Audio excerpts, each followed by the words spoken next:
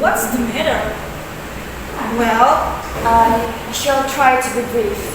You must know, under Natalia Stepanovna, that I have long, since my childhood, in fact, had the privilege of knowing your family. My late aunt and her husband, from whom, as you know, I inherited my land, always had the greatest respect for your father and your mother. The Lomovs and the Chubkovs have always the most friendly, and I might almost say the most affectionate regard for each other. And, as you know, my land is near of your neighbors, and you will remember that my oxen widows touch your birthright. excuse my interrupting you. You say, my oxen widow, but are they yours? Yes, it's mine. What are you talking about? Oxen widows are ours, not yours. No, it's mine. Well, I never knew that before. How do you make that out? How? I'm speaking for those oxen meadows, which are wedges in between your birthright and the burn marks. Yes, they ours. No, you are mistaken, Under Natalia Stepanovna. They are mine. Just think, Ivan Felicevich, how long have they been yours? How long? As long as I can remember. Really? I don't want to believe that. But you can see from the documents, Under Natalia Stepanovna. Oxen meadows, it's true, were once the subject of dispute. But now, everybody knows that they are mine. There's nothing to argue about.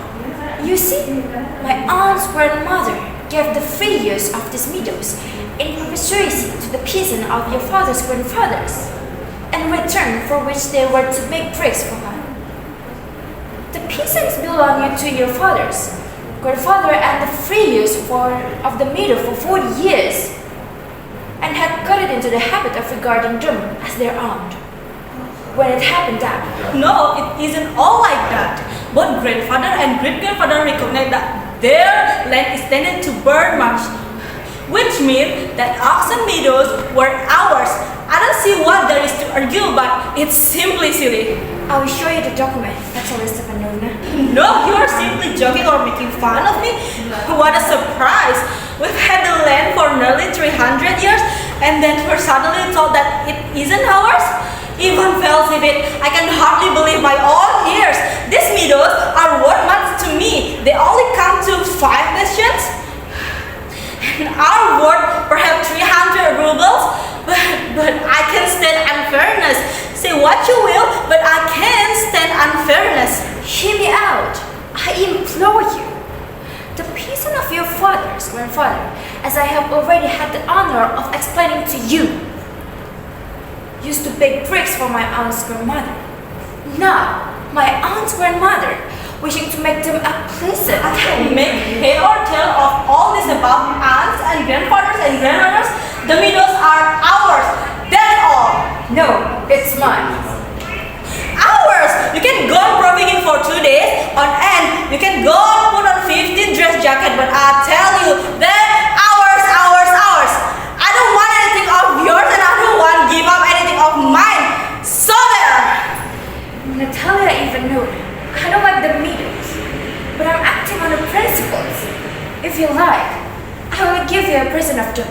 I can make you a present of them myself because they are mine. Your behavior, Ivan Felicevich, is strange to say the least.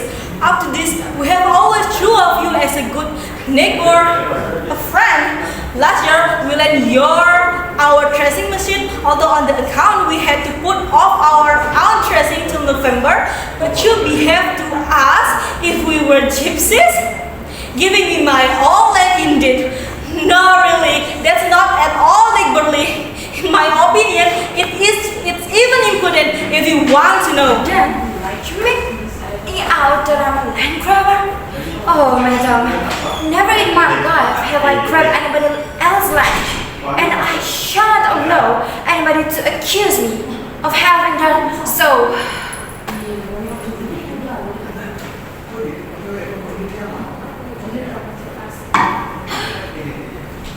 Oxen meadows are mine. It's not true, they are ours. No, it's mine. It's not true, I'll prove it. Okay, I'll send you mowers out of the meadows, and I sent you in this very day. What? Yes, I'll send you the mowers in this very day. I'll give them in the night. You dare? Ox and meadows are mine. Don't you understand? Mine. Please don't shout. You can shut yourself horses in your own house, but here I must ask you to restrain yourself.